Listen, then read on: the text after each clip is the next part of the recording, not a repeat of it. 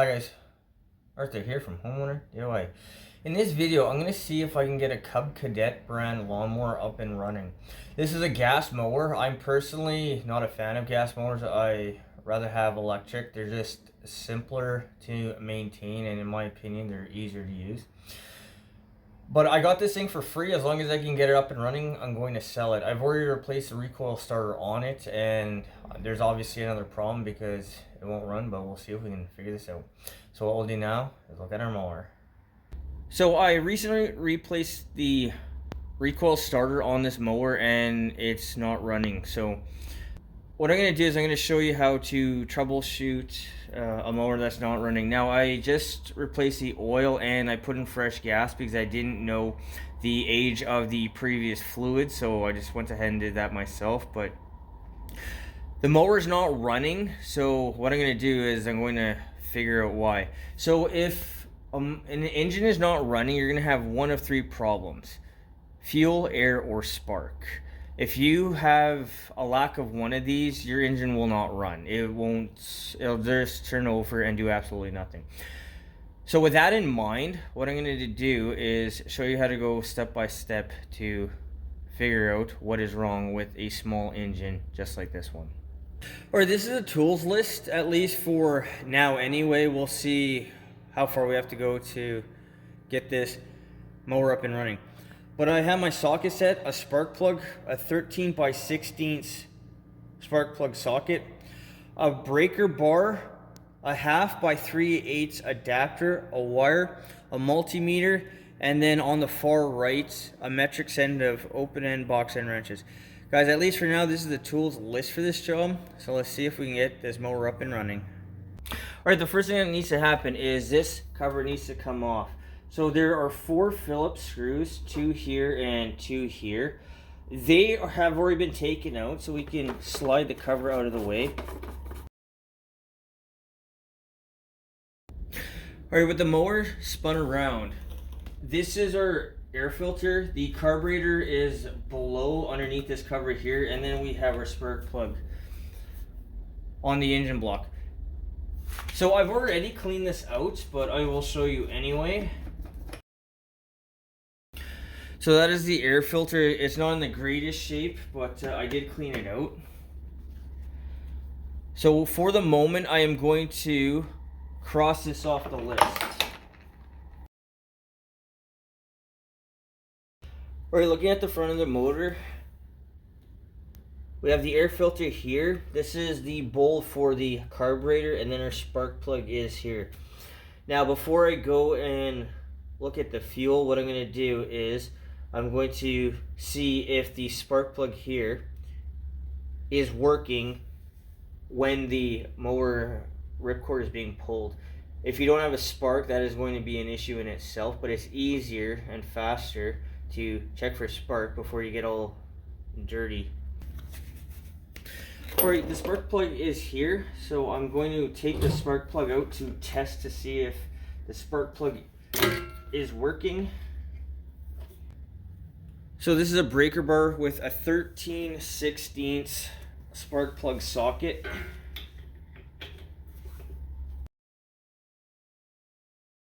Alright, so this is a spark plug. I mean, it looks okay. It doesn't look like there's any damage or anything else. So for the moment, I'm going to scratch the spark plug off the list. But what I'm going to do to test it is I'm going to put it back into its socket holder, and then I need to ground the spark plug here to the block, and then I'm going to pull the mower and see if we get a spark or not. If there is no spark, it could either be the spark plug or it could be the ignition coil, which is up over here. Alright, to test the spark plug, what I'm going to do is I'm just going to see if I can wire it to the valve cover. I just need to make sure that the spark plug is touching the block, so it's going to be grounded to test. Okay, I think that's going to be fine. So what I'm going to do is I'm going to go shut off the lights, and then I'm going to see if we get a spark or not. Okay, before I test the spark plug, I'm going to test the ignition coil, which is here. So what the coil has is a wire that grounds out the coil. By disconnecting the wire, if you get a spark, then you're eliminating the kill switch circuitry on your small engine. So what I'm going to do is I'm going to take this cover off. This small wire here is the wire that needs to be disconnected, and I believe up under this cover here is where it has a set of plugs that you can unplug. Alright, there are 3 10mm nuts that need to be taken off. Alright, with the recoil starter removed, now this plastic cover can be removed. Alright, I'm going to pull the cord and we'll see if we get a spark.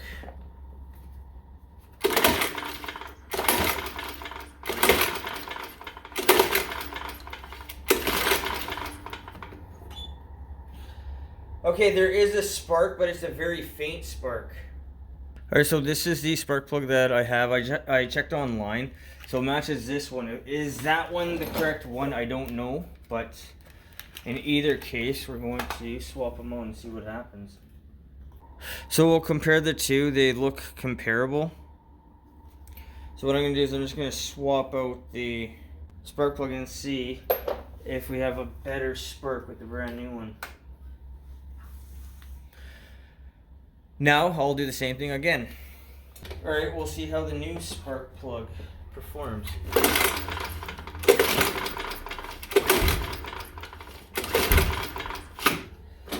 The new spark plug is also weak. Okay, both new and old spark plugs perform the same, so I don't believe it's a spark plug issue. So the next thing to move on to is the ignition coil here. So what I'm going to do is I'll take with the 3 10mm nuts, and then the recoil starter and the cover here can be taken off. Alright, to check the ignition coil here, you need to disconnect the kill switch. By disconnecting the kill switch, that is going to isolate the ignition coil from the engine itself. So by doing this, we're going to check if there's a wiring problem or if it's the ignition coil itself. So what I'm going to do is I'm going to put back on the recoil starter and we're going to see if this is going to change anything. Alright, I'm going to give it a pull and see if it changes anything.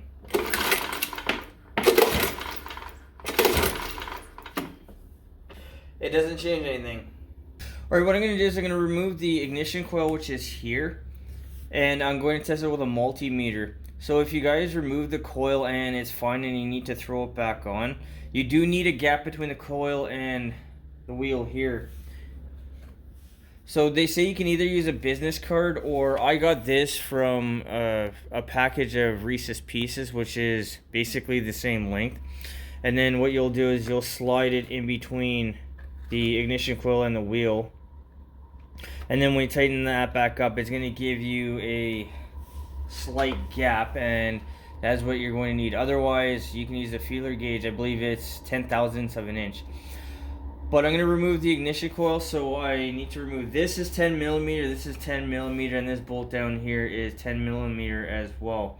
I'll remove the coil and then we will test it with a multimeter to see if the coil needs to be replaced.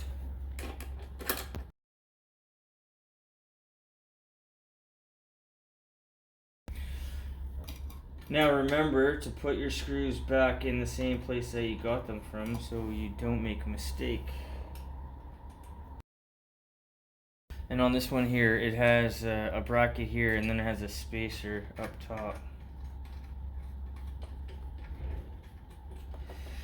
Now going back to what I said just a moment ago, if your coil here, if this is going to be fine, you do need a gap between here and this wheel. So what you can do is either use a business card, or you can use, like I said, this is from a Reese's Pieces package.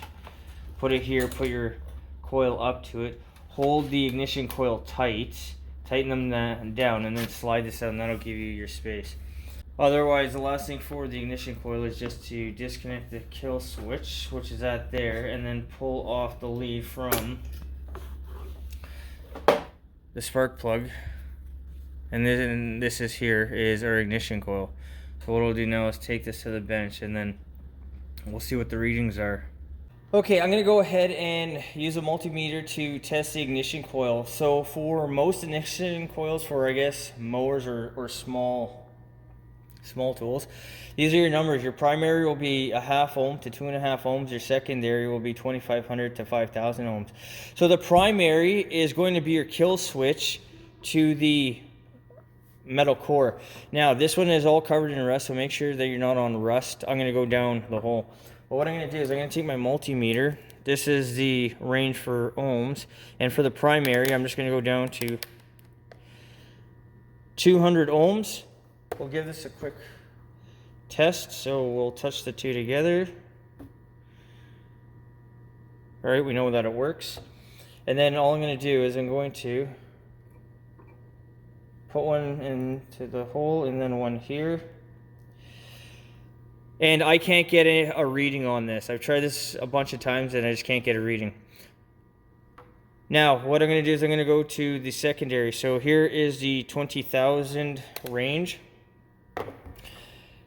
And with that there, I'm going to go into the plug here.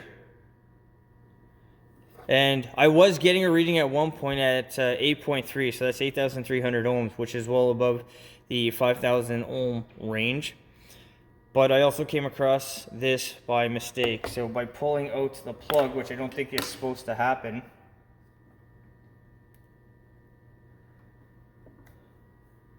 we look at this and we're at 3.3, so 3,300 ohms. In other words, what that means is between here and here, it's fine. And then with this, it puts it out of spec by a lot. Now, I'm sure this thing is not supposed to come off. So I believe that this ignition coil now it's working, but it's weak. It's no good. It needs to be replaced. And I'm at the point now with this mower, I'm going to spend more money putting parts into it. Assuming it's just the ignition coil, I'm going to still spend more money than I can get for the mower itself. So this is now a total loss. But guys, when it comes to having a small engine run, fuel, air, spark is the three things that you need. The air filter I think was okay. The ignition coil is shot, it needs to be replaced, and it's now no longer worth it. I'm not even going to go to the fuel portion, but for fuel generally your carburetor will probably need to be cleaned out if you haven't done it, and that is why it's not getting fuel. But guys, that covers trying to get a mower started. In this case I was unsuccessful because it's just financially not logical to keep moving forward. Alright guys, so that concludes this job. I'm disappointed that it doesn't make financial sense for me to keep working on this mower. I mean, I'm going to spend more money than I'll get back. For those of you who are looking to get into automotive work, doing your own stuff, small engines like this is what you want to start on because it's just a smaller version of a car. At least the ignition coil is out of spec, so it needs to be replaced, but that doesn't mean that the carburetor hasn't been cleaned out either. I don't know how old the mower is. The gas has been in the mower for probably a season, so I recommend always go step by step. Start with the easiest thing, the cheapest thing, and then move on to something more expensive. But like I said here, with the ignition coil needing to be replaced, the recoil starter already cost me X amount of dollars. There could be other stuff on top of it, so it just doesn't make any practical sense to continue, but at least with stuff like this, you'll get practice.